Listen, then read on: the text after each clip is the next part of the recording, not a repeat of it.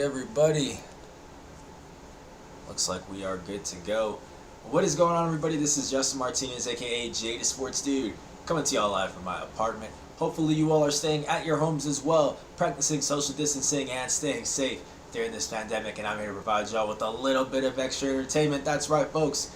It is time for New Mexico State versus Seattle, round 2 between the Aggies and the Red Hawks from last season. It's a part of our over month-long journey to go back and watch as many of these games from last season as we can for New Mexico State. Apologies for being a couple minutes late here at the start of this one. It's usually 6 p.m., about 3 minutes late, but it's just because I had some problem downloading the video. But we are all set to go, and you guys know the drill right now. I am just getting this ready by pulling up the live stream here on my phone to make sure that I am in the frame, and then changing the title. And once we get that done, we will get started.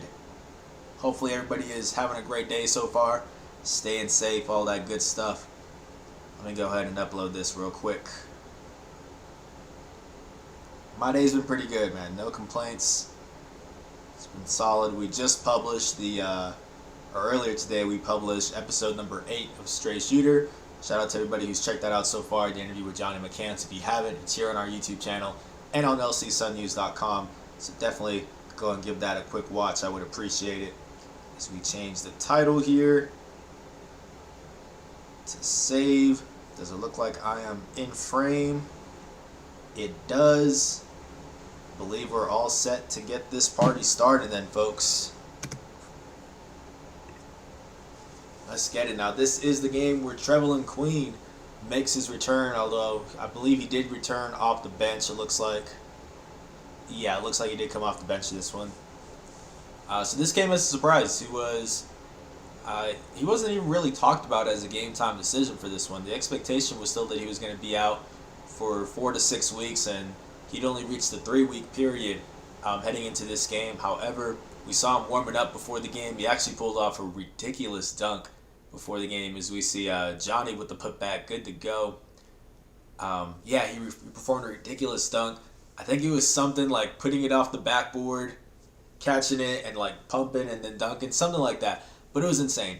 And so as soon as I saw that, because I do get there about an hour before the game starts, as soon as I saw that, I was like, yeah, this dude's playing. You know what I mean? Like, he looks good to go. And then sure enough, they did say that he was cleared to go.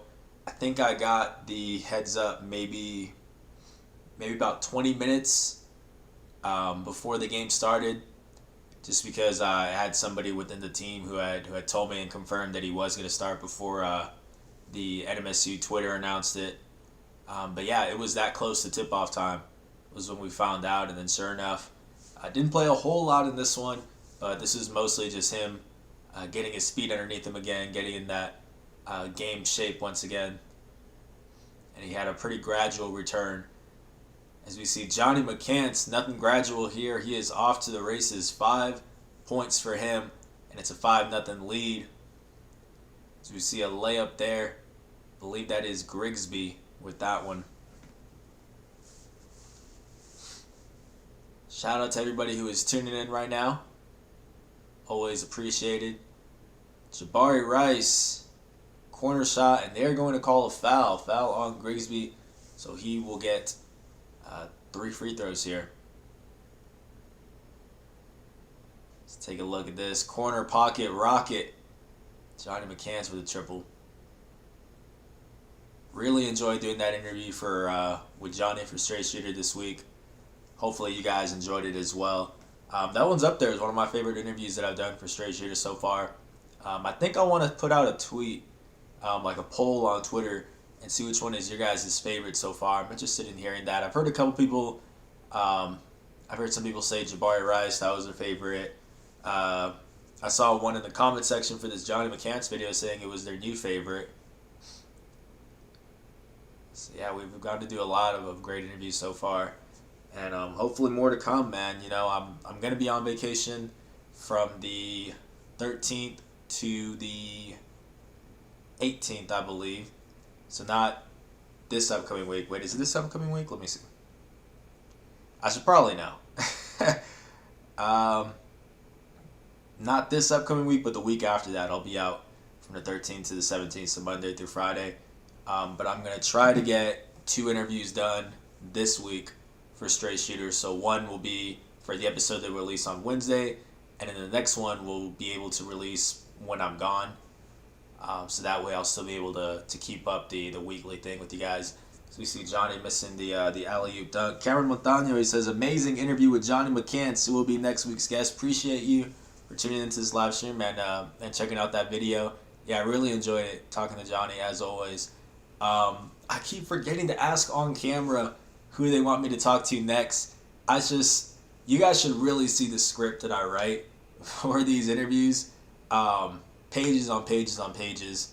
And so I always get to that very end of the interview and I'm thinking in my head as I'm talking, I'm like, okay, good, you didn't mess anything up. And then I always forget that very last part of asking who they want to see next. So that's my bad. But I did ask Johnny off camera once the interview ended, and he said Sean Buchanan. So I'll shoot the SID a text right now. Might as well get that going. And yeah, looks like Sean Buchanan hopefully will be the next guest.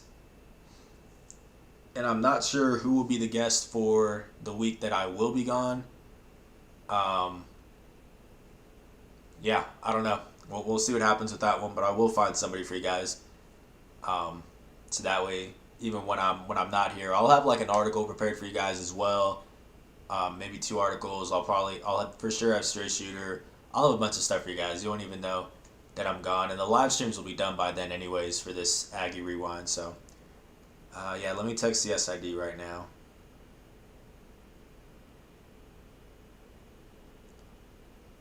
Could you help me get in touch with Sean sometime before Tuesday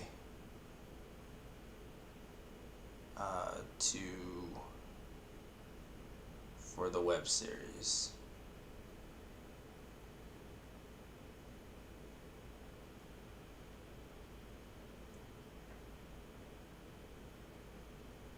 Bam, just like that. Yes, sir. And if for some reason, even though it's not looking very likely, if at any point AJ is to get back to me, then I'll just throw that in on a random day of the week, honestly, at this point. Although, yeah, it's not looking very likely. As you see the Aggies with a 7-2 lead. Charlie, the New Mexico State SID, as you see Johnny McCants, corner pocket, no good. He's usually pretty quick about getting back to me, so I'll probably get a text before this live stream's over saying that he'll reach out. So I'll let y'all know once that happens. But yeah, no, I really enjoyed that interview with Johnny. It came out to about 18 minutes, I think, 17 and change. And the thing I like about him is somebody that's consistently trying to improve his game. One of the things that we were talking about, for those who haven't seen it yet, was that I think a big part of taking his game to the next level is just going to be adding some lateral quickness, being more switchable on the perimeter, on defense. And I love how he just takes that in stride, because some people, they feel like I'm just trying to critique them, but with Johnny, I think he knows it's not coming any bad intentions or anything like that. And he agreed really quickly that, yeah, he feels like that's another part of his game he wants to work on. And if he can do that, then that's going to be really big for just his professional aspirations as well, because he is going to be an in-betweener, especially at the next level. And I think just being switchable on some of these guards is going to be really big for him. But yeah, I've said in that Aggie mailbag, I still think he's going to be an all-WAC first-team selection. I don't see why he wouldn't be. Speaking of which, Charlie says, you bet, I'll reach out to him right now. So, cool. Terrell cashing in. But yeah, I don't see any reason why Johnny can't be an all-WAC first-team selection. Both him and Jabari Rice. And I found it was really interesting that Johnny had also mentioned possibly getting the WAC Player of the Year, which would really be something. I wouldn't rule it out for him. I tend to just rule it out for New Mexico State players in general, as I say, because the system doesn't really generate a 20 points per game score type of thing, like what you saw with Milan Aqua, Terrell Brown from Seattle, all that. So I wouldn't rule it out though. I still think that Johnny is going to be as good as any player in the conference. So we got a 10-5 ball game here. Terrell Brown trying to draw the charge on Terrell Brown. This one's going to stick with the Aggies.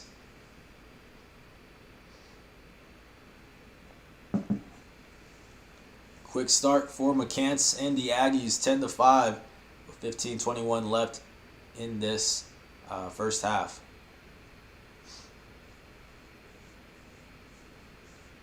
This is game number 11, I believe, of WAC play for New Mexico State. So we reached this home stretch of ball games here for our Aggie Rewind series, and it's been great so far. Really enjoyed going back and watching all of these games, man. Let's hear what Coach Jans has to say. Anytime we have like a coach coming up, I usually just put the volume back on. If you look at his numbers, he has big numbers against us every single time. So we probably need to look inward and do something different with him because he gives us lots of problems. He's just a hard guard. And it's interesting because he does most of his damage, inside the arc. And so, the three-point shot isn't, where he lives and dies. So you would think you could, do a better job on him when he's a guard and not taking a lot of threes. But he just has adapted so well to how people defend him and lay off him. And he just takes that slack up and gets into people's bodies. And he's so strong and physical. He's certainly got to prepare for their whole team, but it starts with him. Yeah, talking about Terrell Brown there. As you can see him. Yeah, I mean, he will shoot the three ball, just not very efficiently. But without a doubt, that mid-range pull-up, driving his touch around the basket is where he really excels. Just as good of an isolation scorer as it gets in the conference. I put him up there with Trev. I'll put him up there with Milan. I'll probably put him right after that. I would say a top 3, just isolation scorer. A guy who you just give the ball to and he's going to get you a bucket. He did lead the conference in points per game. And a lot of them were him just creating for himself, honestly.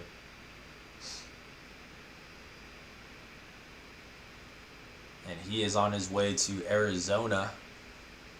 So we see Sean Buchanan thought about the shot there. And it looks like they're calling a foul on Jabari.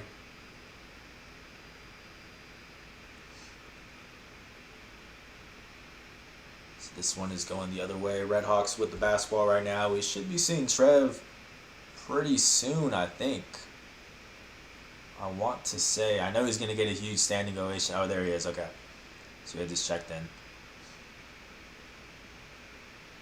There it is. A couple weeks ahead of schedule. Hard to keep this guy off the court. And he gets a rebound real quick there. Terrell. He's getting to his spot every time. I sound like a broken record, but honestly, I wish we could see his shot chart. The majority of his buckets are when the Aggies are in transition and he's racing to that wing. That's his spot without a doubt. Seattle answering right back.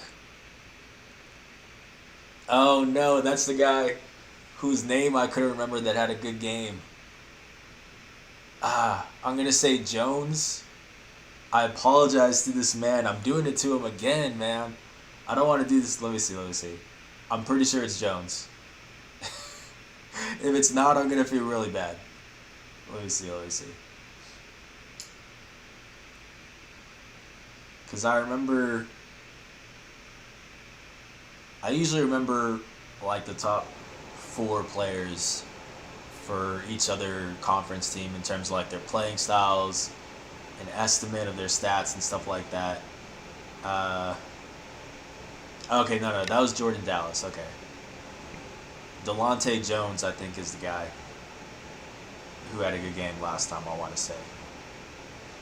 Cool. My bad, Delonte.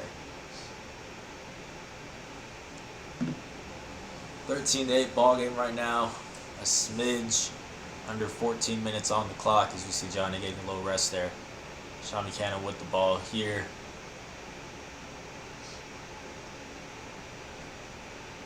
Aggie swinging it around. CJ putting the ball on the deck.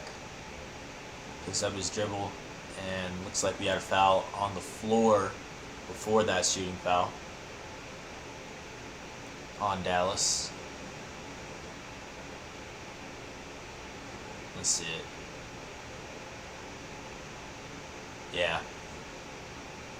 You can see he was trying to catch himself as he was falling down there. Grabs Yvonne by the shoulders. Easy call. 5-point game with 13:38. Tomorrow at 11 a.m. we will have the episode of Aggie Mailbag and also the written version on lcsunnews.com. Hopefully you guys would check that one out. Yeah, going to be a great video. A little bit over 10 minutes. Last one was just under 10 minutes, but we did add an extra question. So we got 4 questions for this one. As you see, good control there by Evan with the good layup. Yeah, looking forward to y'all seeing that. I'm not sure what I'm going to do with the Aggie Mailbag for the week that I'm gone. Is that the Campo? Let me see. Yeah, Mattia the Campo. Not sure what we're going to do with the Aggie Mailbag when I'm gone. The thing is that they just take so long to record and edit because I don't like to do jump cuts. So pretty much I memorize the article that I write, and I'm saying it almost word for word. And anytime that I mess up the article, like anytime I mess up, I just start that question over again. So it takes like an hour per question to record. And then the editing process too, I'm doing different different edits than what I normally just do for Straight Shooter. So on top of like the 4 hours of recording, it's like another maybe 3 or 4 hours of editing, and you also put in like the 3 hours just to actually write the article. So it's like 10 or 11 hours worth of stuff. So I'm going to try my best to get you guys an episode of that for the week I'm on vacation, but that just means next week I'm going to have to do 2 of those. So next week is going to be ridiculously busy because already just 2 of those is over half of my 40 hours that I put in per week. But I'm going to try my best for you guys. For sure we'll have Straight Shooter, and then hopefully I will have Aggie Mailbag for y'all as well. But we will see. We'll see how that plays out. I can't make any promises for it just because it is a very draining process just to do these 2 weekly. But then to double both of them, so to do 4 of these videos in 1 week is going to be a lot to ask. Because we see Sean Williams hanging in the air. You don't see him driving very often, but he gets that one to go down. Plus the foul. Look at this. Shades of Evan Gilliard. That's something you see him do a lot. Is where once he'll get by you, he'll actually put on the brakes a little bit to force that contact, force them to either give them the space or foul them. It's one or the other. And Sean rips a page out of Evan's book there and gets the N1 to go down. Still waiting to see what happens with Sean Williams, where he will go. He is still in the transfer portal, along with DeJour Joseph, both of which left the Aggies a few months ago.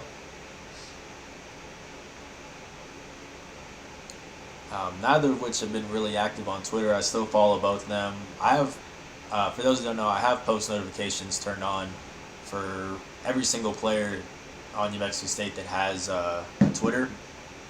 So that's how I stay up to date, just what they're doing. And neither of them have been very active, so neither of them have given any indication as to what schools they've received offers for, what schools they're considering right now. So we don't know at the moment. Jabari letting it fly from deep. This one rims out. Seattle going the other way, down by just 2 with 11:35 left in this first half. Morgan Means driving, and CJ will get him on the foul as he tries to kick that one out to the Campo. So yeah, Aggie Mailbag tomorrow at 11 a.m. Mountain Time, and then on Friday will be the feature little high school football with Las Cruces senior running back Armando Viescas. So that's what I got going on these next couple days. Just trying to stay busy, man. Trying to stay busy. 2-point ball game.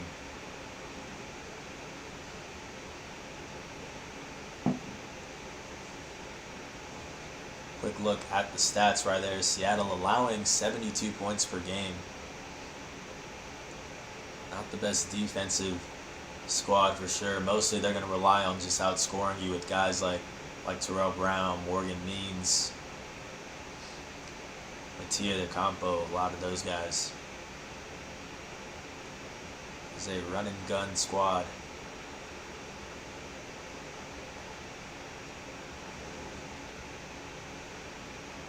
You pretty much saw a look there at the Aggies' big three this upcoming season. Evan, Jabari, and Johnny McCants. Cameron Montano says, which stray shooter took the longest to edit? The Evan Gilliard one, without a doubt.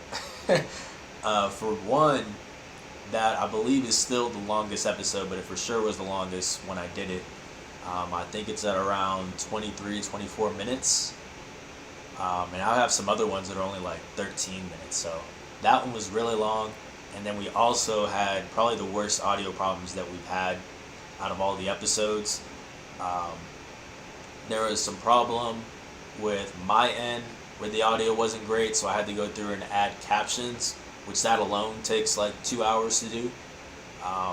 There were multiple times where he lost signal because he was using his phone instead of a laptop for it, and at the time StreamYard, the service that we use, didn't really support mobile devices. There were a lot of glitches. They do support it now. Like that last interview with Johnny was with his phone and it's been working fine. But with Evan at the time, we had a lot of problems because of that. And so it cut out multiple times. So there were a couple times where I had to, edit that out, try to make it a smooth transition so where you didn't notice the jump cuts as much. And then also his audio levels were a little bit low. So what you got to do is pretty much, as you see Sean Williams shooting the three and cashing in, is anytime that I finished talking, I would split the clip and then I'd let Evan talk and I would split the clip once he's done talking. So now I've got a separate clip that's just Evan talking, and I would have to raise that audio level. And I did that for every single time that Evan talked across the course of like 23, 24 minutes. So that editing process, Zeusly Evan with the beautiful pass to Johnny, that editing process maybe took me about, like 4 hours. And normally the editing process, like let's say the one with Will, which I think was our shortest interview, only 13 minutes, took me like an hour and a half. So yeah, it took me a very long time to get that one to come out. But that's also one of the reasons why I think that's my favorite episode that I've put out, is because it was such a grueling process, and I'm just really proud of how it did come out. And also Evan being a great interview on top of that. But yeah, that was a pain in the ass. And that's the only time where I've ever had to put in captions. So if you count the captions too, it was really 6 hours of editing the video. So yeah, that's really the only time that's happened, and hopefully it stays the only time. Luckily, we've had some audio problems every now and then, but they haven't been bad enough to where I've had to put closed captions.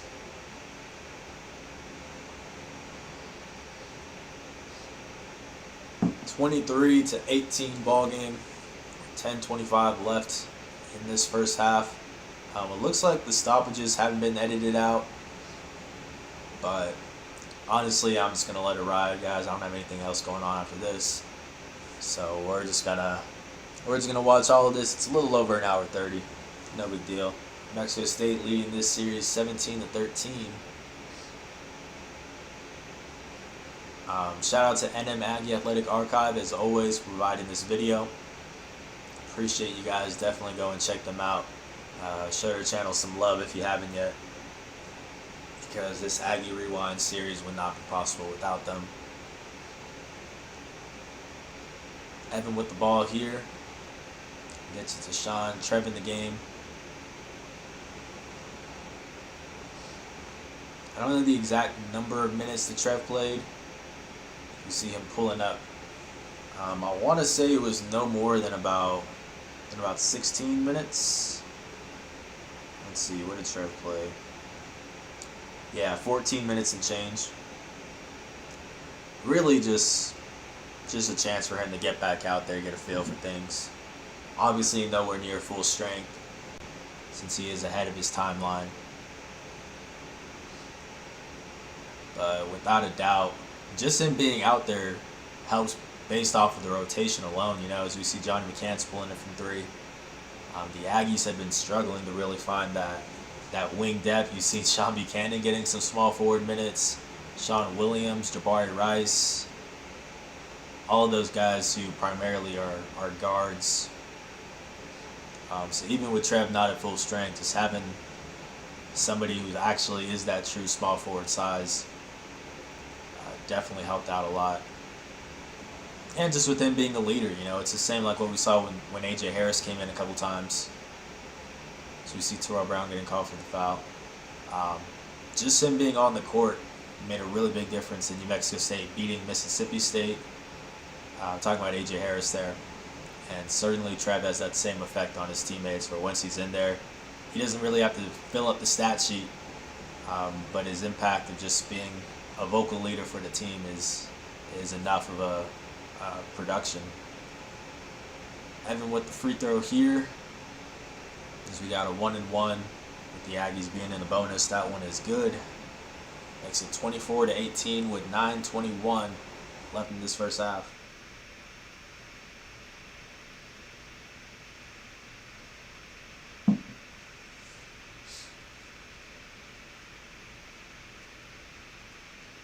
Look at Coach Chris Jans there. Second free throw on the way for Evan. Already 3 points and 1 assist. Make that 4 points. 7-point ball game.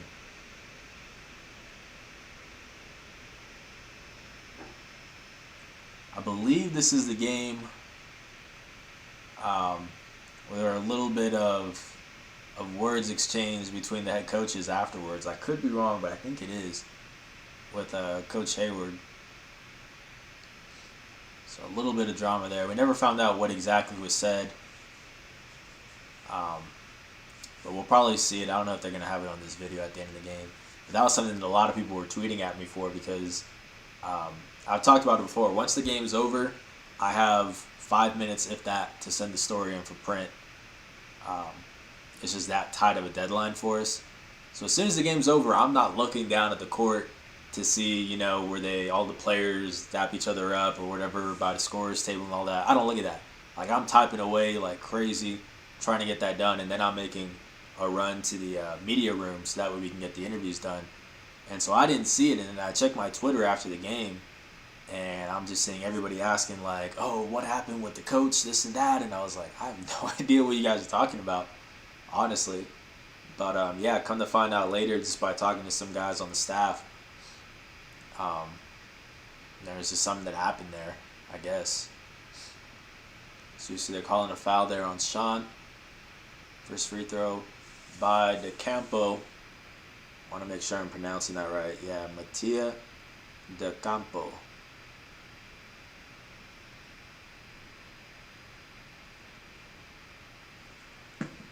Second one is up. Cash money. 25-20. 18:49 left.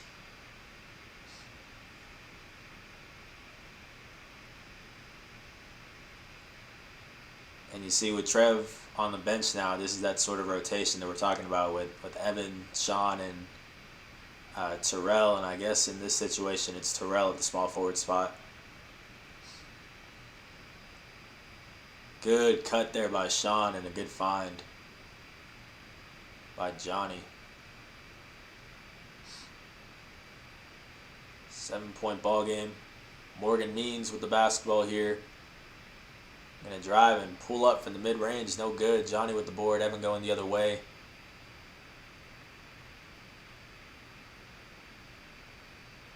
He's gonna slow it down. Get it to Terrell on the wing. Driving. No good. Now Seattle's turn.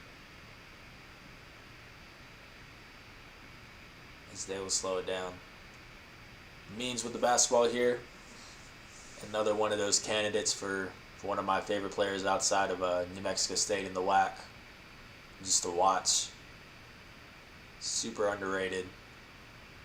Really would have liked to have seen him get a full year just as the top scorer with Terrell Brown gone, but this was his senior year, so he has graduated as well. And Seattle dealing with a lot of changes here. Believe Miles Carter is also graduated, their big man. So that really leaves Riley Grigsby as their top returner. Johnny McCants with the shot clock expiring puts it up, no good. Speaking of Carter, there he is with the rebound. Karen Montano asks, how hard will it be to get a transfer coming into NMSU for stray shooter? I don't think it'd be that hard. Definitely, because really the only reason why I would think that it would be is because if some of them have some waivers put out, then maybe the team won't want them to talk to me. But that wasn't the case with AJ. Jans gave me the thumbs up to go ahead and interview him. So I don't think it would be that hard. I've mostly just been going off of letting the players nominate each other. And, since it's players that I've talked to, they're probably going to pick the guys that they've played with because that's the guys they're closest with. So just the transfers name hasn't come up yet. But we'll definitely get the transfers in it this summer. I'm planning on talking to everybody this summer so that way I can keep going with these episodes for as much as the off season as I can. But in terms of the team having any problems with it, I don't think that they would. I think we'd be good, especially the JUCO guys because they are immediately eligible. So we see Terrell getting up there for the dunk, but that one is no good. I believe they called a foul on Means on this one. You see the slam there by Johnny. Stephen M., appreciate you for tuning in. He says, who will be the next week's guest? We are trying for Sean Buchanan right now. I just sent the text to the SID, I should say. Let me actually reply to that, by the way. Yeah, I just texted the SID, and he already said that he will reach out and try to make it happen. So that's probably going to be the guest. I'm saying probably. I just have to say that now in case the players don't get back to me. But I'm expecting that to be the guest for this upcoming Wednesday. And then at some point this week or this upcoming week, I'll try to get another interview lined up for the week that I will be gone, which is the week after that. From the 13th to the 17th, I'll be on vacation. But I'll try to have that set up for you guys. So I'll just publish it when I'm out. Same for Aggie Mailbag. I'll try my best to get that for you guys as well. So we see Terrell knocking down the freebie. Appreciate everybody for tuning in. Hopefully y'all are doing well. If you're enjoying this live stream, please leave a like, subscribe, all that good stuff. And if you haven't checked out the interview with Johnny McCants yet, that was just published today, episode number 8 of Stray Shooter, that's here on our channel. About 17 and a half minutes of just really good content with Johnny.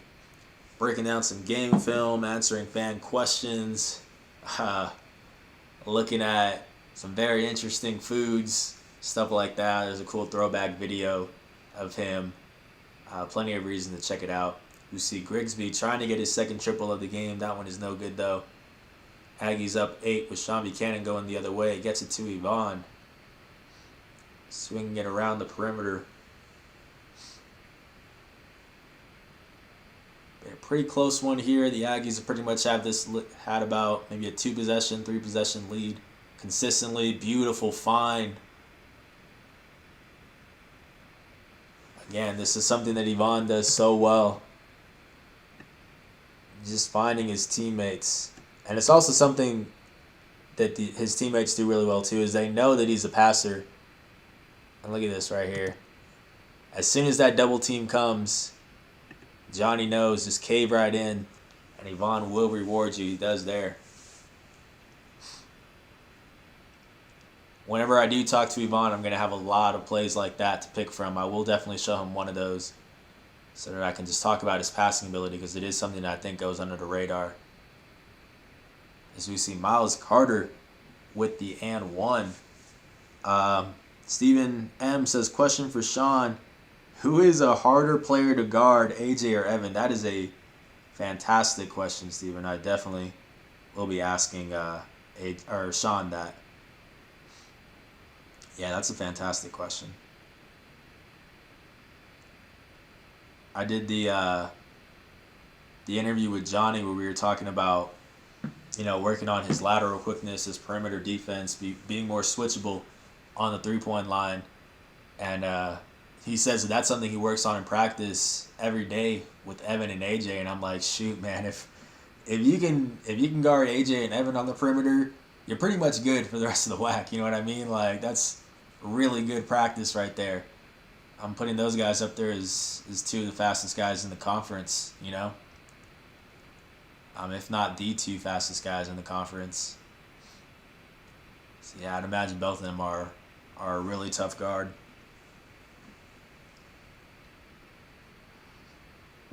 But Sean takes pride in his defense, the Mississippi Menace. I'm interested in seeing what his answer to that is. Speaking of Sean, dancing here on the big man. Gets it to his fellow Sean. That's Sean Williams with the three, no good. Morgan Means with the high rebound there.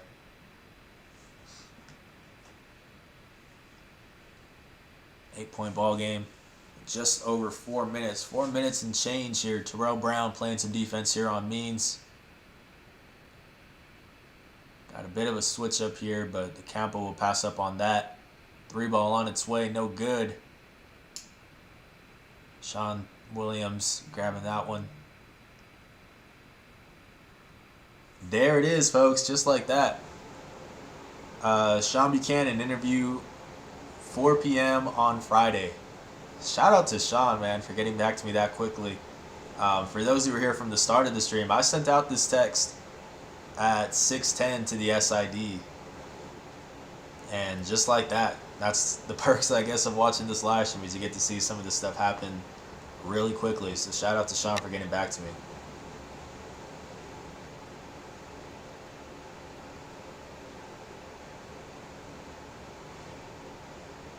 Bam.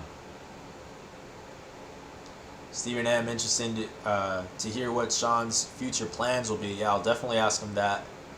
Usually I try to work that in once I'm done with the film room segment before we transition to the, I guess, for lack of better words, the more silly parts of it, with the throwback and the hometown heat and all that. I try to just get an update on what these guys are up to, So we'll definitely hear about that, because honestly I haven't heard much. I just know that he does have coaching aspirations, but I don't know how immediately that is. I'd imagine it's going to be immediately. That's just the sense that I've gotten from people outside of Sean that I've talked to. But yeah, we'll get to hear from him directly. So let's see. Today's Wednesday, so tomorrow I'll send out a tweet gathering up questions, but for sure, Steven, yours will be one of them. He says, Sean is a stand-up guy. Unlike AJ, who flaked. You see, that's why I didn't want to put that out on Twitter. It did make me look bad because I had to just say, hey, Straight Shooter episode is canceled, as we see the Campo knocking it down. And for me, just putting that out, for people on Twitter who don't watch these live streams, which is a good majority of people who follow me, they just think that, I didn't edit the video on time, I didn't do this and that. And I had people ask me, like, oh, why isn't the video coming out this week? Da-da-da-da. And I didn't want to just say AJ didn't get back to me. Because, again, like, I definitely can't talk. If I'm back home with family, I am not very productive. I'm just not. You guys have seen when I've had these live streams, my production becomes very inconsistent. And he is back home in Ohio with family, which is a spot, that's one of the hot spots with this outbreak going on right now. So I don't know what his situation might be. Hopefully everybody's doing safe over there, but obviously his top priority is being with his family right now. So I don't hold anything against him, and that's why I didn't want to put him on blast on Twitter or anything like that, saying that he flaked. Definitely no hard feelings. I've talked to AJ multiple times during the season, and once after the season ended as well. Always on good terms. I know it's nothing personal. Just his top priority right now isn't talking to me, and it shouldn't be. It shouldn't be. So it's all good with him. But definitely shout out to Sean for getting back to me quickly. Stephen M says population is 2,331 for Sean's hometown of Durant, Mississippi. Yes, sir.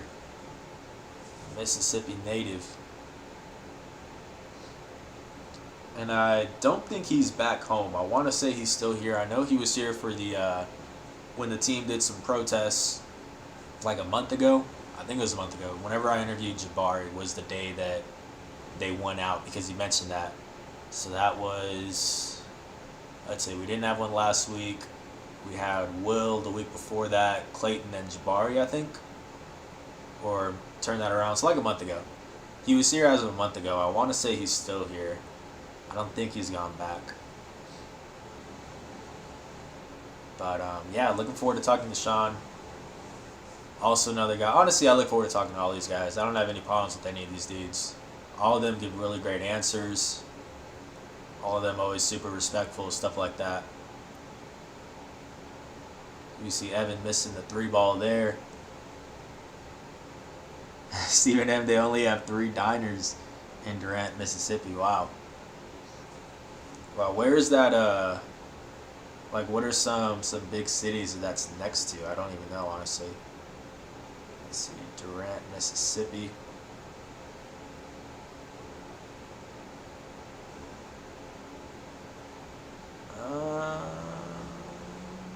It's kind of close to Jackson, Mississippi.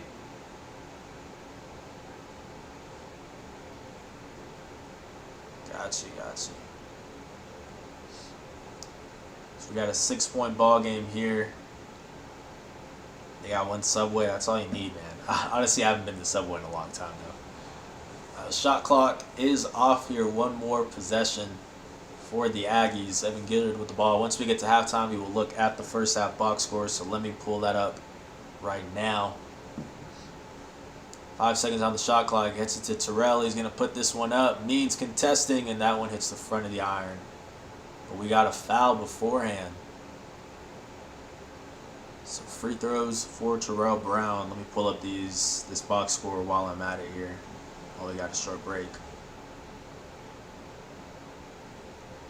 Yeah, looking forward to talking to Sean. I always look forward to finding the throwback photo or video, and then finding the hometown heat. Those are like the 2 things that I enjoy the most. Obviously, finding game film and stuff like that is great too.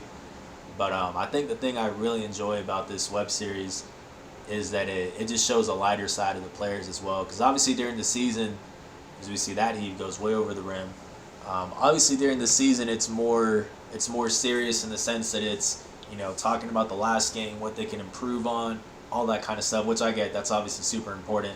It's the majority of the job. But I really like to kind of bring out the players' personalities and stuff like that, because that's something that I see off camera, off the record all the time whenever I'm at practice afterwards, after games, if I see them coming out the locker room. Like, those interactions, I already have it with those guys. I know, like, these dudes just as people, and it's just really cool to get to bring that to you guys as well. So that's why I really like finding the hometown heat, the throwback images, because it always brings like a really genuine reaction out of them, you know. So yeah, looking forward to doing the research for that. I'll probably start that as soon as this live stream is over, since it's on Friday. So you normally don't like a turnaround that quick.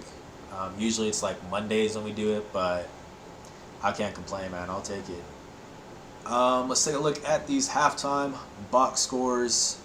10 points, a team high for Mattia De Campo. It's 10 points on 2 for 5 shooting, 4 for 4 from the free throw line, and 1 rebound. Morgan Means with 5 points, 1 board, and 1 dime on 1 for 5 shooting. And then Terrell Brown, a slow start here. He has 2 points and 3 fouls already to go along with the board and 3 dimes on 0 for 4 shooting. So really good job by the Aggies backcourt there. 3 turnovers for Seattle, so that's actually good. This is a team that that is first in the WAC, I believe, even at the end of the year. First in the WAC in turnovers that they committed per year, and by first I mean they committed the least amount of turnovers. So a team that's super secure with the basketball. They're even up there, I want to say, in the top 10 in the country in terms of turnover percentage. So that 3 turnovers is no surprise there. 36.4% shooting from the floor, 8 for 22. That is pretty surprising because they are a high-scoring squad. 6 for 12 from deep, that's 50%, and then 8 for 10 from the charity stripe, 80%. A look at New Mexico State. Johnny McCants with 11 points, 8 rebounds already, on pace for that double-double, well on pace. He's in the home stretch of it to go along with 2 dimes on 5 for 9 shooting. Terrell Brown, 1 point shy of double-digit points. He has 9 right now. And 5 fouls drawn for Terrell Brown. So definitely I'm sure a lot of those are on Seattle's Terrell Brown. So good job by him getting up in his jersey there. That's 2 for 4 shooting for him. And then 4 turnovers for New Mexico State. Also not bad. 12 for 28 shooting, that's 42.9%. 5 for 16 from distance, that's 31.3%. And 8 for 10 from the charity stripe, the exact same as Seattle, 80%. Let's go ahead and get into this second half, folks. Stephen M., we need to take you to get a green chili sundae. I was honestly thinking about doing a video of it with Johnny and Bryce in Tennessee, the Las Cruces natives, and just going out and doing that. I was honestly thinking about doing that, which we might do at some point this summer, just as like once we're out of people to talk to for Straight Shooter, we might just put that out there, you know. Because once we're done with Straight Shooter, in terms of like, it is going to slow down because we got about 20 weeks worth of content, but you know, we might do something like that. We'll probably do the top plays from last season, not top plays, videos like that, just to keep giving you guys some content during really the dead period of the off season. And we might do that at some point. That might be cool. As we see Jabari Rice missing the shot. Yeah, I want to try the green chili sundae, but I'm not gonna say I'm excited to try it. You know, like, I'll get it off my list of just things to do in Cruces, because green chili obviously is just a big part of this town. As we see the 3-ball there by Grigsby, I believe that's his second, cuts it down to 4. But yeah, to be honest, I don't expect to like it. You know, I'm not expecting to enjoy it. I like green chili, I like red chili, I like all that, but with ice cream, I don't know, man. I don't know. Evan with the floater in the lane, bank shot. Gets it to go down, that touch around the rim. As we got a foul here, it looks like Johnny was trying to draw it. But it'll be called on him. A little slow to get up, but he looks to be good. Yeah, that green chili should be interesting. Tough shot there by Evan. Knifing his way into the lane.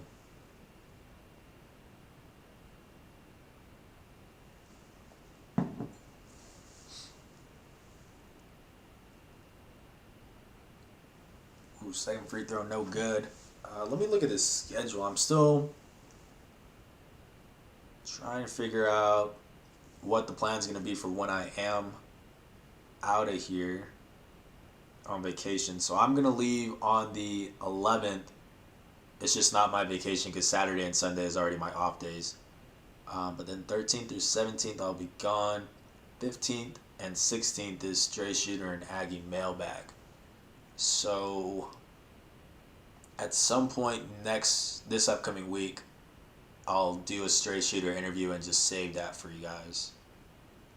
And then I guess I'll do one for Aggie mailbag too. Yeah, probably have to do that. We'll make it work, guys. We will make it work. I'll try my best there, because I already know I'm not going to be very, very productive once I'm with family. We're going on like a lake trip. We do it every year with my whole like extended family. We just get a big house in this lake nearby San Antonio, where my whole family lives right now. So yeah, once that happens, I'm not going to be very productive, because I'll be with family members that I haven't seen in like pretty much a year. So we'll be out on the lake, we'll be doing a bunch of stuff at the house that we'll be renting and all that. So I'm definitely going to try to get just a couple stuff scheduled already for you guys to release. You see Grigsby kicking it out to Means. He will extend his range and knock it down. Just a 2-point ball game here. with 17:40 left in this contest. Shout out to everybody for tuning in right now. As always, appreciate you guys. We got a foul on the floor. This one is called on Dallas. Let's see.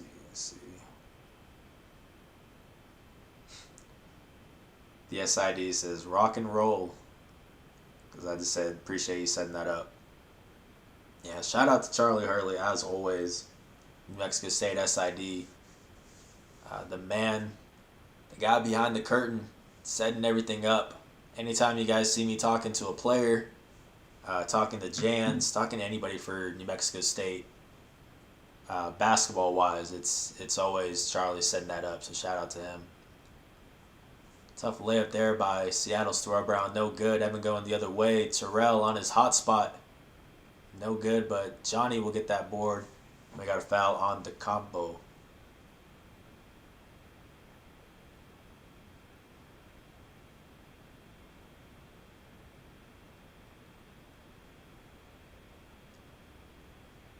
Stephen M., you deserve a good vacation. Be safe in Texas. Appreciate it. But, yeah, the only reason why it's going to be hard to get like a bunch of stuff ready for you guys is because this is also the week that my my sports editor Jason Groves is on vacation. So I'm already trying to put out a little bit of extra content to make up for him not being here.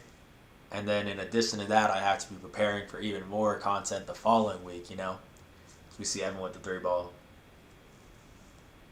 But yeah, we're going to make it work. It's just part of the struggles with the staff of 2 people for sports, It's a lot of us just having to prepare in advance for stuff. So we see the and one by Terrell Brown. But, we've been managing it.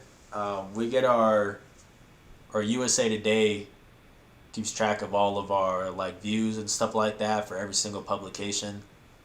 And in our market, so they consider us just a mid-market right now. There's tiers to it. In our market, we're pretty much putting up the amount of views that we would get in the market level above us. So we've been doing really good, not just sports, but the whole paper has. So we're all making it work out, even though we're pretty understaffed. But the summer on top of that is usually when everybody's using up their vacation times. So right around now is where you really gotta brainstorm some story ideas and have a couple other things ready just for when other people in your department, in your section are on vacation. But yeah, we're making it work so far. 3-point ball game here. Terrell Brown not able to cash in on that 3-point play. Evan with the ball here. We see Trev in the ball game again. Jabari driving, no good. 16-20.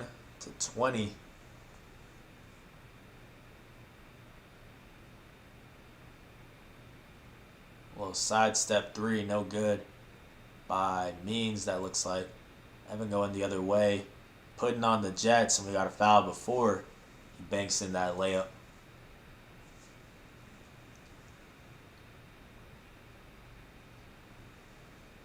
And I'm guessing by them showing Miles Carter there, that is a foul on him. Let's see. No, on Grigsby.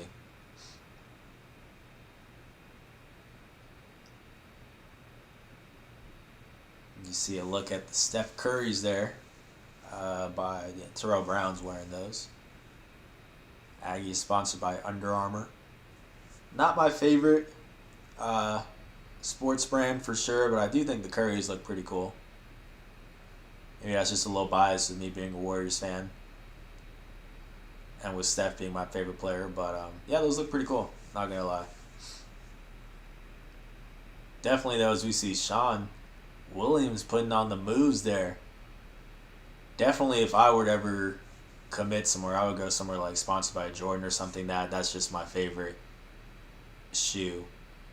That would be sick. Going to UNC or I was going to say Oklahoma, but being a UT Austin alum, I can't. Who else is sponsored by Jordan? Georgetown, right? Georgetown is. I think Marquette is as well. because D Wade is a signature or was a signature player. Yeah, there's a couple. That'd probably be where I would end up going. Anyways, that's just me rambling. 5-point game with 15-14 left in this contest. Redhawks just been hanging around, honestly. Stephen M., how can you not be a Spurs fan? Whole family of Spurs fans. I don't know. I'm just one of those people where if everybody around me likes one thing, I don't like that thing. And it's not that I don't like the Spurs. It's just I wanted to find my own team. I just find it really boring when the whole family is following one team. That's why I'm not a Cowboys fan either, even though my whole family is Cowboys fans. I'm actually a Detroit Lions fan, so which is very random. Just a team that I started following when they went 0-16 as a joke, and then I still follow them now. So I love the Lions. And then the Warriors, we used to make a bunch of trips out to San Francisco when I was younger. And so just the Bay Area, to me, that's where I want to live. Like, if money was put aside and everything, Bay Area, without a doubt, is where I would live in San Francisco. So I love the San Francisco Giants. I love the Golden State Warriors, even though they were based in Oakland. They're back in San Fran. Yeah, so I've been following the Warriors pretty much since when Steph got there. And yeah, those are just my teams. I have nothing against the Spurs. I think the Spurs are cool. I love a lot of the players from like the original Big Three. I love Tim Duncan. Tim Duncan for the longest time was my favorite player. But yeah, that's just the way I am. If everybody likes one team, I'll find another team for myself to root for. As we see Morgan Means going at it. Good contest there by Johnny. Stephen M., with you being a sneaker guru, you need to ask the players about their sneaker collections. Honestly, I would love to do like an off-season, like show your collection type of thing, where they just show off some sneakers that they got. I just know it wouldn't do very well in terms of views and all that. But we talk about it all the time. All the time. If I'm having a conversation with a player after practice, 90% of the time it's about shoes. Because if I'm not at a game, like let's just say if I'm going to the office for work, back when we were working at the offices and everything, like I'll just wear regular shoes. I'll wear some like dress shoes, Sperry's, that kind of stuff. But anytime I'm out covering a game is when I put on like Jordans and stuff like that, or even if I'm at practices. So most of the time it's guys coming up and being like, "Oh, nice shoes," and we talk about this and that. So yeah, we have those conversations all the time, just not on camera. And a couple guys have some really good collections. Tennessee Owens might surprise you a bit, but he's got a lot of really good collections, or good sneakers. Sean Buchanan has a lot of them as well. He's a really big Jordan 1 fan. And that's my favorite shoe as well. Like I have about maybe like 20, 25 pairs of Jordans, and I'd say about 15 to 16 of them are Jordan 1s. Evan Gilliard has a really good collection too. Trevelin Queen has a good collection. We've talked about that too. He's going to spend a little bit of that paycheck once he gets paid for the league on some shoes as well. Obviously after he like pays his, like gives some money to his family and stuff like that, but that's something he's looking forward to too. So yeah, we talk about that all the time. And another one, Corey Barker, the assistant coach for New Mexico State. Super underrated kit collection. But his is on a whole other level from mine. Mine are like Jordans and stuff. This guy's wearing like Christian Louboutins and stuff like that, like red bottoms and all that. But yeah, don't get me started on shoes. I can talk forever about that. Stephen M., what's your prize shoe that you have? Interesting. I'll probably say the Bread Jordan 1s, just the black and red ones, just because they're the classic Jordan 1s. I had the Chicago's for a little while, but I sold them just because once the Last Dance happened, the price went from like, I'm a size 12, and usually a used size 12 goes for about maybe $500-$600. But once the Last Dance came out, I sold mine for $1,200. So literally double the price. So once the price goes back down, I'll buy them back for around 600 or 700 bucks. But I got an offer for 1,200 and I had to do it. So that probably was my prized possession, but right now it's the Jordan 1 Breads. That's the shoe that I wear the most. I need to get another pair because they're beat to death. Like, they're all creased up, scratched up, stuff like that, but I wear those all the time. Stephen M, $1,200. Wow, yeah. Yeah, I still have another pair right now of Jordan 1s that are Travis Scott collab. And I got them for retail. I got super lucky. I got them for 160, and now I want to say they're right at around $1,100. And I'm just waiting for the price to keep going up, and I'll eventually sell them because I like them. But like, shoot, money talks. You know what I mean? Like, I'll sell them for sure once the price like really peaks. But right now they're at around 1,100, and that's probably like the one that I have with the most value right now. And I haven't even worn them yet. I've had them for a couple months, but I'm just trying to keep them in good condition for when I sell them. I do a lot of like sneaker reselling and stuff like that. Like, you guys can't see behind this camera right now, but I've got like 3 pairs of shoes over here. I've got like another 2 boxes over here of shoes. I buy and sell shoes, and that's pretty much like my second income. And honestly, I almost match the amount that I make off of work. To be honest, like, just off of reselling shoes.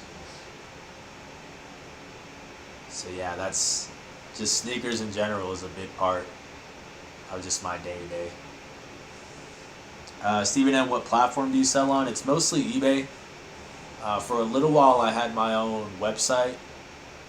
As we see Terrell Brown with the rip. Finishing.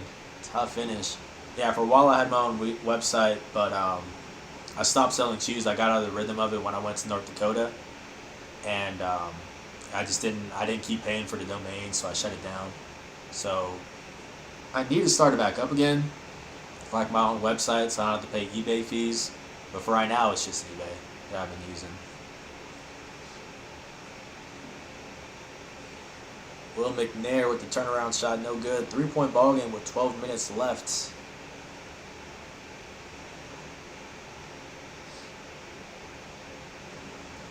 Yeah, a lot of the shoes that I buy from people are in El Paso. There's just a pretty decent sized sneaker community over there. So, like, every weekend I'm driving out to El Paso and I'm buying or selling shoes. Terrell with the 3 ball. Can't get it to fall. Sean Buchanan going the other way. Plug your eBay store. It's Just Thrift. And I think that's it. Just Thrift. Let me see. Just Thrift Man. So JustThriftMan is where I list it right now. Although I've been trying to sell a bunch of my inventory right now because I'm gonna be gone for like 7 or 8 days. I'm gonna be gone. So I want to try to sell as much as I can right now, so that way if something sells, I don't want something to sell while I'm gone and then I can't ship it out for a while. So right now I've got about 6 pairs left in inventory. I think I've got another 2 coming in tomorrow.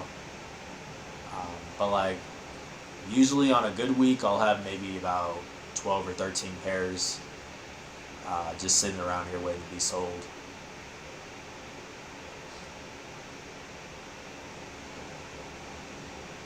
And I've had players try to buy my shoes off me.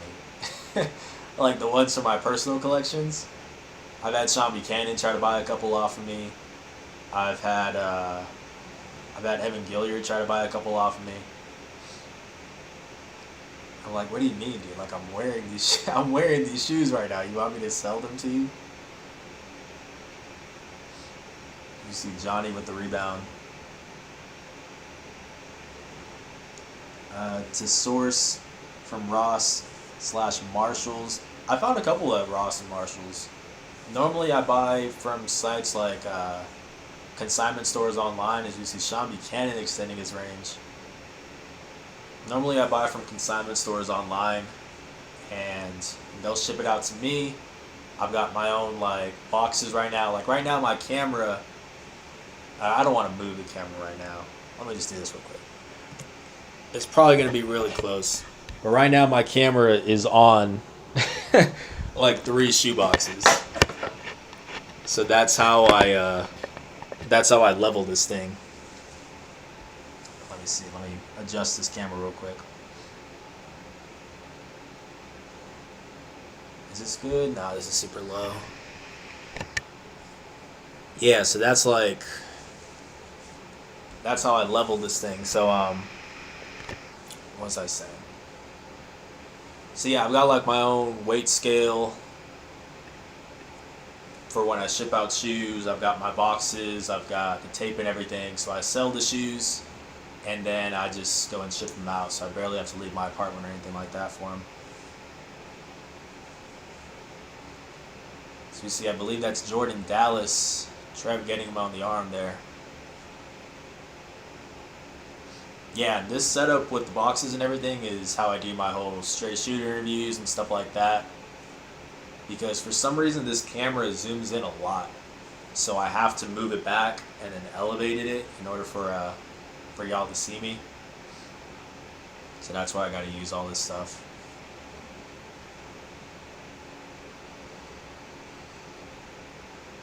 So we got a jump ball here. This one's gonna stay with New Mexico State. Yeah, I found a couple things over Austin Marshall's.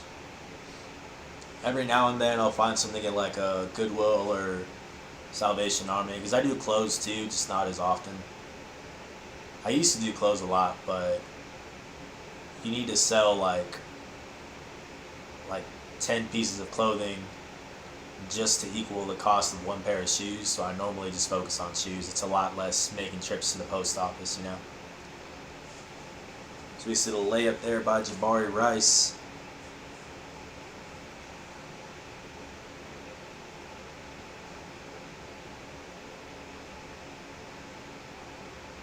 Morgan Means kicking it out. The Campo corner pocket. Bricks off the board there. 5-point game. Seattle just hanging around right now. Pretty much doing that this whole contest. Gets to the Johnny down low. Campo guarding, kicks it out to Sean. 15 seconds on the shot clock here. Trev thought about it there.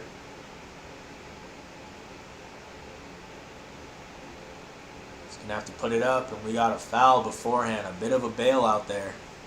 Oh, wait, no. Are they calling that a kickball? Yeah, it looks like they call that a kickball.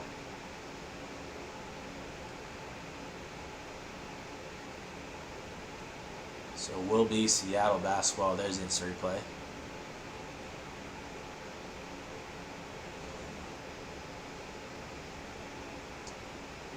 Interesting. 5-point game with 9-10 left. Morgan Means, no good. Way left. Jabari streaking. You know Sean's trying to find him. That one gets broken up there by, I believe, Nettles. Is this Nettles? Let's see. I don't know all the guys from this squad, but yeah, that is Aaron Nettles. Okay. Wow, this is a team that doesn't really play a lot of guys.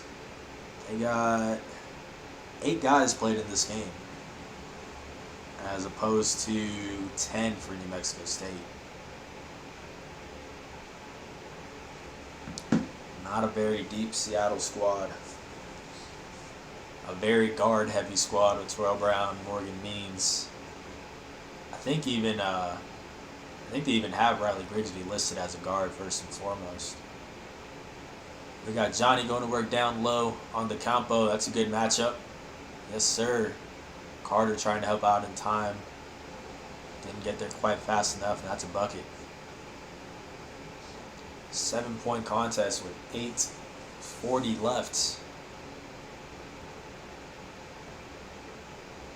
Campo in the corner. He's going to let this fly. That one is no good. Gilliard going the other way. Surveying the floor, and he will slow this one down a little bit. Oh, you need this matchup. Mouse in the house. Yes, sir. You got to take this shot if you're Johnny. That's a good double team. No foul. Yeah, good job by Carter coming in there to help because Johnny, without a doubt, would have taken that one. Terrell Brown, that touch around the rim. Again, to me, top 3 isolation scorer in the WAC this past season. Just get him the ball and let him go to work. Down low specifically, which is crazy for his lack of size. We see, let's see, what's Evan listed as? 5'10", and it looked like Terrell's a little bit taller. I'd say Terrell's like maybe 6 foot. Johnny, good footwork, no good though. The offensive board can't get it to fall. 5-point game with 7:25 left in this contest.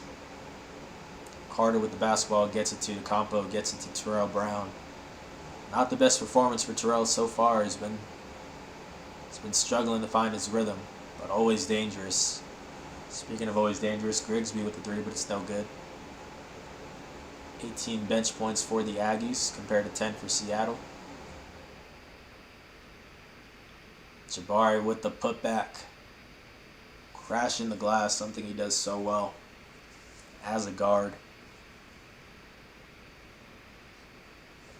The Aggies are going to have a couple of guys who do that really well at that in that backcourt. C.J. Roberts, another guy this incoming season. JUCO transfer, I believe 6'1". However, he averaged around, I think, 3.3 rebounds per game. Obviously on the JUCO level, but still crashing the glass for his size. Always love to get that out of your guards. Just takes a little bit of the pressure off the shoulders of the big men. Anyways, 5-point game with 6:38 left in this contest. Shout out, as always, to NM Aggie Athletic Archives for providing this video for us. If you guys are enjoying this, please leave a like, subscribe, all that good stuff. Look at the WAC standings. Cal Baptist in 2nd place. However, with them not being eligible, really Seattle is in position for that 2 seed, but they are tied with Grand Canyon right now. It's pretty much New Mexico State, and then there's just, it can change with every single week essentially for the rest of these seeding spots.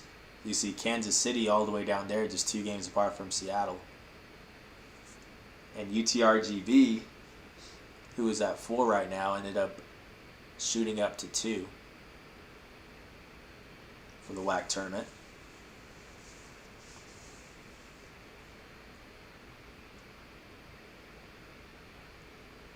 Yeah, I'm expecting pretty much New Mexico State as tier 1 this upcoming season.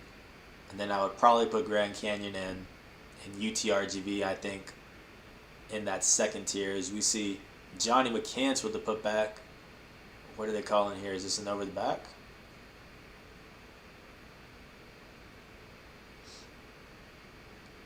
Yeah, but outside of those 3 teams, I think there's going to be a pretty big gap, and then the rest of them are going to be really interchangeable.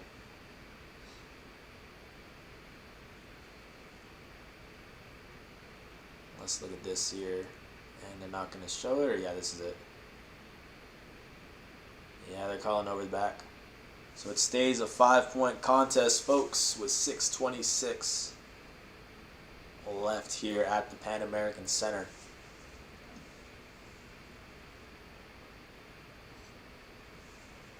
Trevelin Queen in the game down the stretch here. No headband. Doesn't have his full powers, man. He needs that headband.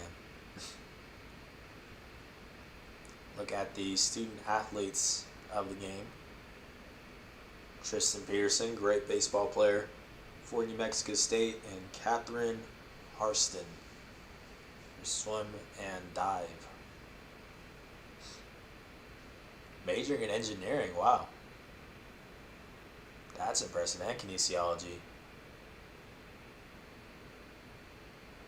It's interesting that all of the basketball players for New Mexico State, with the exception of maybe 1 or 2, are majoring in individualized studies, which I'm not fully sure what that is. But when you look at their the roster for New Mexico State, I think all except for maybe Bryce, because Bryce is doing communications, All of them are individualized studies. I've never asked what that is. I've never looked at the university's website to see what that entails.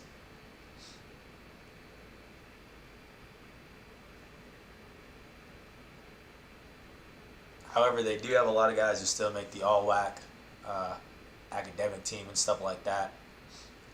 So definitely, these guys are still hitting the books. But I do want to know what that major is. What that is. Yvonne with the free throw here. Next one is to make it a 3-possession contest. Let's look at Terrell Brown getting a short rest here. He's really had to pick up his role with Trev gone. Shout out to Terrell for that, man. Really just somebody who never complained from everyone that I talked to within the team. Somebody who never complained. He was the leading scorer for New Mexico State last season. The newcomer of the year as well. And I believe all WAC first team. And then goes to being off the bench. And then once he gets asked to go back into the starting lineup, it's like, just gets back out there and produces. So shout out to him. Just overall a really unselfish team. So we see the bucket there, making it a 7-point contest. Seattle's Terrell Brown driving. Just something he does so well, attacking the rim fearlessly. 5-point contest. And I'll give that to Seattle's Terrell Brown. Even if he's having an off night, that confidence does not waver. Down the stretch, we saw that when the Aggies were on the road in Seattle. Even though the Redhawks didn't win that game, a lot of those late buckets are coming from Terrell Brown, and we're seeing that again here. Shaking off a slow start. He still wants that ball in his hands, although he will miss that one.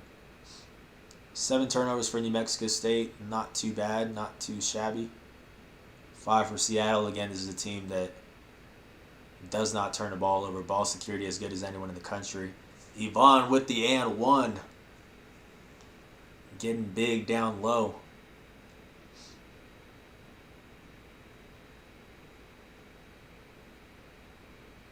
Let's see it. Yes, sir. He's putting his head into the chest. You see, let's look at this again real quick. Look at Tennessee Owens here. Saying he's too little. He's too little for him. That's funny. I would have loved to have shown Bryce and Tennessee on Straight Shooter some of their bench celebrations, because they have a lot of good ones. It's just I would have had to have gone back and legitimately watched entire games in order to find it, because there's no way I can really search for that, you know what I mean? But there's been a couple ones when Yvonne found I think when he found Jabari down low in that game against Seattle on the road. Bryce was doing like the binoculars. We saw that a couple nights ago. And we see Tennessee right there with the he's too little. Those bench celebrations on point. Yvonne wants this ball again. We got a foul beforehand on Carter, and that's free throws again for the Spaniards. The Spaniard.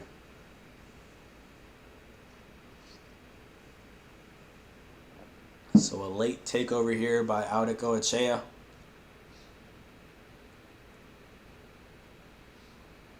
Saying can't be hand checking him like that. 5 points, 4 boards, and 1 assist. So a really quiet night for him, but down the stretch here, he wants this basketball. That's what the good players do, man. Their confidence is not affected by a slow start.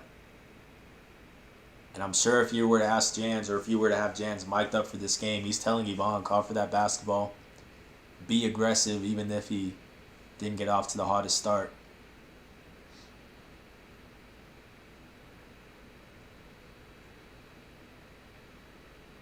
The best players got to stay aggressive. And he does, and he cashes in on those free throws to make it a 10-point game. Not sure if this is the largest lead, but we haven't seen too often where the Aggies have really had Seattle out of arm's reach. It's been close the whole way. Look at the spin move. I remember this play. Yes, sir. This would have been a perfect highlight.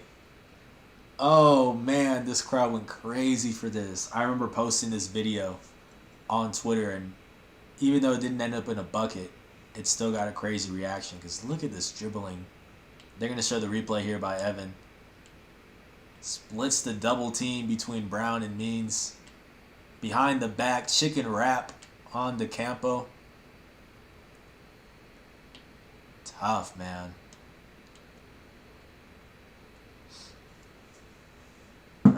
You gotta finish those. I'm sure Sean Williams is mad at himself. You see Terrell with the ankle iced up there. He's dealing with a lot of injuries this season.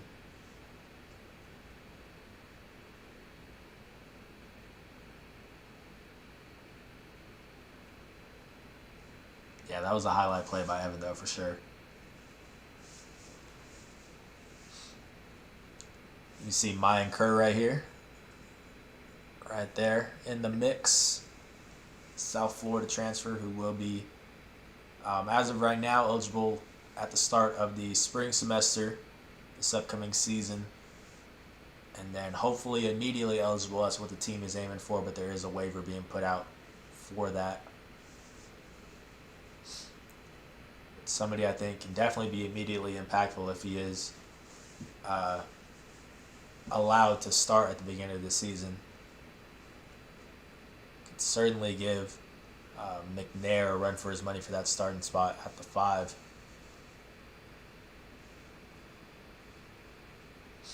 And I saw a little bit of Kerr, mostly just after games, like after this game, I believe, when I finished doing the interview. So whenever I finish doing the interviews with the players and the teams in the media room, I go back onto the court because my photographer is there. And he's down on the court collecting the cameras and everything because he puts the cameras like behind the backboard and everything. So it takes him a while to get all of that down. 13 and 15 for Johnny. Sheesh. So I always go down to the court after the game, and Kerr's one of those guys that's always on the court getting some shots up. He looks solid, man. He looks solid. Wasn't coming off an injury or anything like that. He just left South Florida for personal reasons, which were never disclosed. But he's healthy, and he's a big man who's willing to extend his range. Didn't shoot the best percentage at South Florida. I don't remember it from deep. It was in the high 20s, I believe. But still somebody who is willing to extend his range. And we'll see if he can get that number up, because spacing, I think, is going to be the name of the game for New Mexico State this upcoming season. You look at Johnny McCants. As we see good defense there by Sean Williams. Look at Johnny McCants is a three-point shooter. Wilfred Lakai at 6'10" can shoot that 3-ball. Jacob Tryon, if he does play, another big man from Portland who can hit it from distance. And then Mayan Kerr could be yet another guy. So I'm very interested in seeing what Kerr does. Turnover there, Terrell Brown going the other way, and you know he's taking this. And you know he's making this and one. Come on, man. Come on.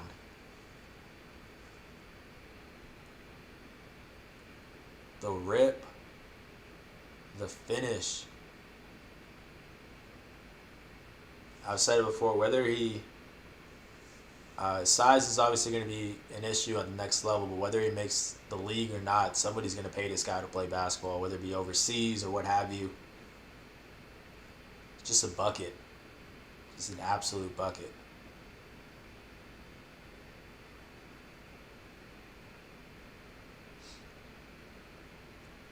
Aggie's trying to break this press here. They do. Evan with the ball, and New Mexico State pretty much content with slowing this one down a bit. Good pass there. Beautiful entry pass there to Yvonne, and he will finish.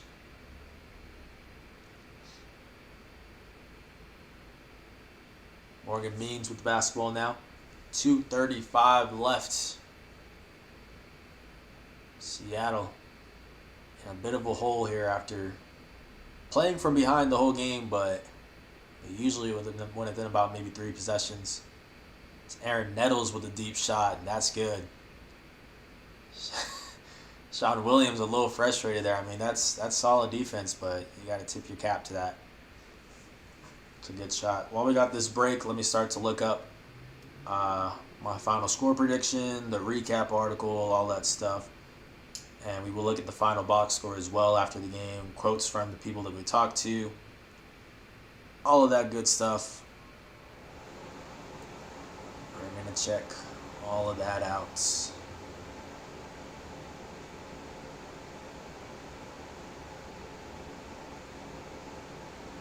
Again, I don't remember what my final score prediction was or anything like that. So we see this throwback from last season.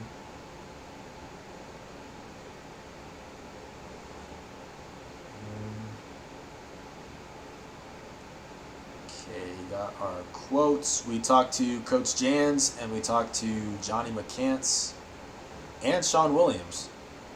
So we talked to a good amount of guys for this game. We will look at all of that at the end of this contest in addition to the final box score. So stay tuned for that. And then tomorrow night, what is tomorrow night's game? Well, let's check that out. I'm trying to think of it off the top of my head, but honestly I can't. Oh, tomorrow night, New Mexico State versus Utah Valley. The Shot by Jabari Rice. Definitely, I hope you guys join me for that one tomorrow night, because that's going to be a fantastic game at 6 p.m. Mountain Time. Surprisingly, I have not gone back and watched anything from this game. The only thing that I watched was I went back specifically to save that clip of the game winner so I could show it to Jabari for straight shooter. But I don't think I've gone back and looked at it for film on anything else. You see that guy looks like he's getting out of there. Oh no.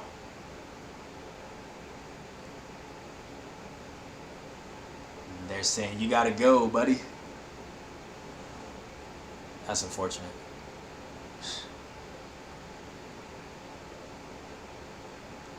But yeah, it's gonna be a really good one.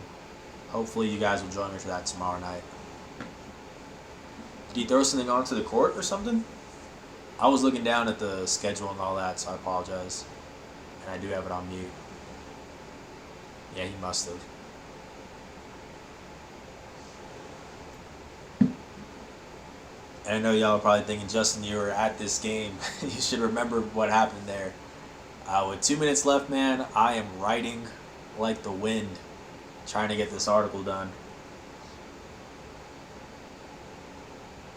And also recording videos too, so I can have a post-game video for you guys. So I'm not very perceptive as to what's going on outside of the actual game, especially down the stretch. 7-point contest here. Jordan Dallas extending his range and knocking it down. Wow. The center.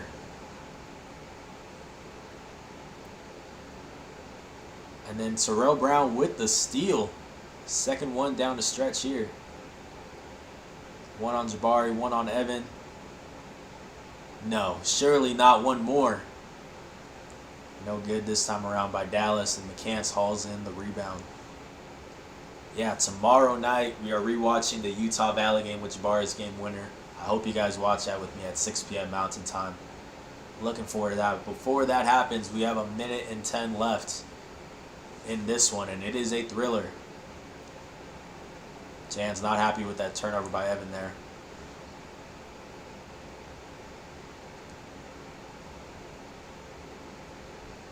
Four-point contest. Shout out, as always, to NM Aggie Athletic Archive for providing this video for us. If you guys have enjoyed this so far, please leave a like, subscribe, all that good stuff. Really helps this channel grow. Longest winning streaks in NM State MBB, the Mexico State basketball program history. You can see at the bottom there, 13 wins is where they are at right now. At this moment.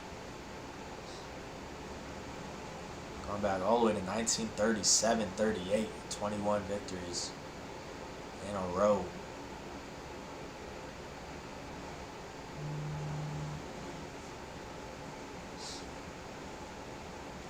Sean Williams set to inbound here. Gets it to Sean Buchanan. It's a 6-0 run across the last minute and change for Seattle to make this a ball game. They were down by double digits just a few minutes ago.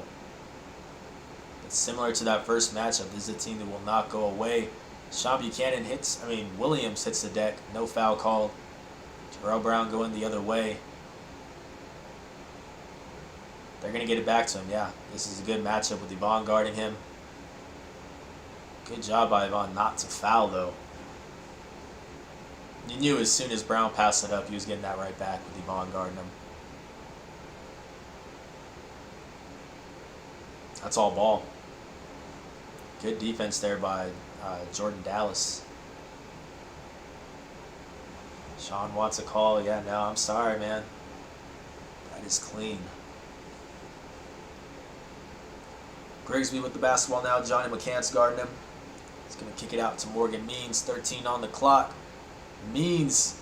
Oh, no. Wide open shot. Grigsby. McCants with the block. Wow. Wow. This is probably one of the plays I could have shown Johnny for the interview. The only reason why I showed the other defensive one is because I wanted to talk about improving his switchability. But this probably is his best defensive play of the season, just because of the timeliness of it. Yeah, even though for straight shooter I save their best plays, I say some of their best plays, because there are some that there are better substitute I can do, but I show it to them because there's some sort of a point that I want to make, some sort of talking point that I want to start. And with that one that I showed him, it's just an easier transition into like talking about things you can improve on. So it's a little strategic. But yeah, I'd probably put that up there as Johnny's best defensive play of the season. Clutch block there, and it leads to free throws on the other end for Yvonne. 6-point contest now. Terrell Brown pulling up from deep, no good. Back iron. Johnny fighting for the rebound. We're going to look at the box score here, but you guys know this. He was racking up the boards in this contest. A career night for him, which we're going to get into in a bit.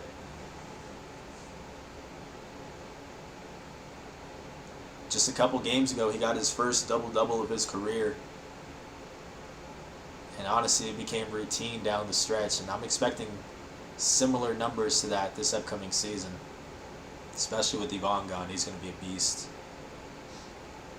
Free throws now for Jabari. First one is good. I'm interested in seeing what my final score prediction was for this. Let's see.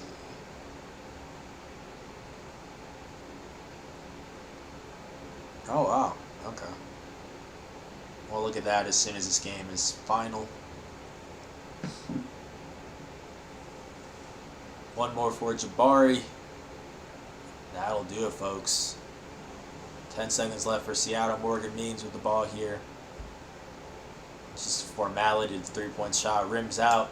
Who else other than Johnny with the rebound? And they're going to let this one come to an end. 72-64. New Mexico State with the victory. We'll look at my final score prediction. Was 74-65. Pretty crazy. 2 points off from the Aggies and 1 point off from Seattle. I'm on a bit of a streak so far. I never go back and look at these. So all of these are like my first time seeing just how close I was. Wow. Cool. A look at the quotes from this one. Or let's look at the final box score first. Let's check out that first and foremost. As you can see, this we might see the thing with two head coaches here, but I don't know if they're going to show that.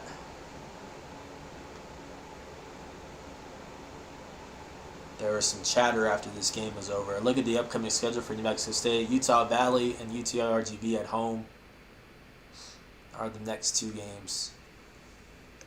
A look at the box score for this one. For Seattle, it was Terrell Brown with 16 points. I believe, let's see, he only had 3, I think, at halftime? Only 2 points at halftime, so 14 points in that second half. He finishes with 16 to go along with 5 rebounds and 4 dimes and 4 steals on 6 for 18 shooting. So shooters are going to shoot, man. That confidence did not waver. And then 10 points apiece for both Mattia DeCampo and Morgan Means. 9 points for Riley Grigsby. 7 turnovers for Seattle, which is on par for the course there. This team that doesn't turn the ball over much. 21 for 56 from the floor. That's 37.5%. 10 for 27 from deep. That's 37%. And then 12 for 7 from the free throw line. That's 70.6%. For New Mexico State, it was Johnny McCants, 14 points and 18 rebounds. Yes, 18 rebounds, 4 of which were offensive rebounds. And then he also added 3 dimes just for good measure on 6 for 14 shooting. 11 points for Sean Williams, so good performance there for him off the bench. 4 for 9 shooting. Also 11 points for Ivan Audeko-Echea, most of which came down the stretch there, so he delivered after a slow start. He also had 5 rebounds and 1 dime and a steal. A rare steal for him on 2 for 6 shooting, a perfect 7 for 7 from the free throw line. So again, those numbers going up at the charity stripe for Ivan, a big part of that jump in production that we saw for him in conference play. And then 10 points apiece for both Jabari Rice and Evan Gilliard. Trevelin Queen, 14 minutes played, 2 points and 2 boards. Not mad at it. Just a good chance. Just good to see him back out there on the court. And obviously just a gradual progression as he got back to his old self. 22 for 55 shooting from the Aggies from the floor. That's 40%. 7 for 25 from deep. That's 28%. And then 21 for 25 from the charity stripe. A true difference maker right there. 84%. 9 turnovers as well. That's pretty good. And let's take a look at these quotes, because we did talk to a trio of people. We're going to start this one off with Coach Jans. This is him talking about the win. He says it's never easy. It seems like that scenario plays out quite a few times for us this season, where we'll get up double digits, just kind of let the foot off the gas a little bit and give the other teams a chance to come back. Certainly it's not just us. The other team is fighting a little harder. It's human nature to rally the troops and continue to fight. It's Division I basketball, and it's February. It's going to be hard. Yeah, without a doubt, there were a couple games where it looked like they had this one all wrapped up.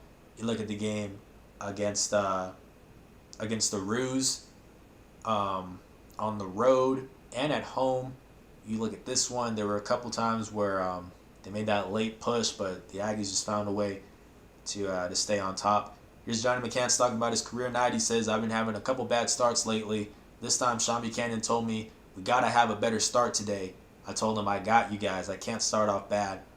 After tip-off, I just felt like I needed to do anything I could for the team, and he definitely did. 18 rebounds. Ridiculous totals. I mean, Jamario Jones-esque, honestly. Great hustle on the glass for him. And I want to say this is the game where Jansen made that reference, Jamario Jones-esque. If it wasn't after the game, it was his weekly meeting, like a couple days later, where we kind of talk about the past game and then the upcoming game, and he did make that comparison to Jamario Jones, so high praise for sure on the glass. And then here's Sean Williams talking about his spark off the bench, because 11 points, good production out of him. He says, it's a rhythm I'm used to. It feels good to have some shots fall. I don't know why they haven't been falling, but I'm ready to just keep it going. Without a doubt, he definitely had his struggles with his consistency this year. Just being forced into a bigger role in your first year under a new system, and you're adjusting to all of that going around, in addition to playing positions you're not used to playing, stuff like that. He had his struggles, but this is one of his bright spots, so shout out to him.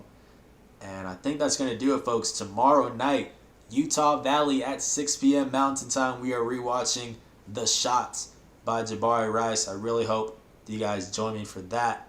Let me look at our live stream to see any comments, nothing like that. Looks like we are all good, folks. If you guys haven't checked it out yet, I just released episode 8 of Stray Shooter earlier today. It's a great interview with Johnny McCants, about 17 minutes and change worth of content. We're breaking down game film. We're answering fan questions. We're looking at dance-offs and stuff like that. Ridiculously sized nachos. This is a really great video. I hope that you guys check that out. If you do enjoy that, please leave a like. And while you're here, leave a like on this video as well if you appreciated it and if you enjoyed it. And hopefully I will see you guys tomorrow. Cameron Montañez says goodnight, Justin. Good night to you, Cameron. Appreciate you for tuning in as always, man. And I think that's going to do it for me, guys. Friday will be my interview with Sean Buchanan for the upcoming episode of Stray Shooter. So you guys can start sending me in questions, but I will start collecting them like on Twitter and all that kind of stuff tomorrow. So you guys can follow me at Jay the Sports Dude to do that. And I'll be on the message boards of Aggie Alert on 24/7 Sports. I'll also put a post there saying collecting questions for the Sean Buchanan interview. But definitely if you guys want to comment some during the live stream tomorrow, that works just as well. And I think that's going to do it, guys. It's been Justin Martinez, a.k.a. Jay the Sports Dude, and I'm out.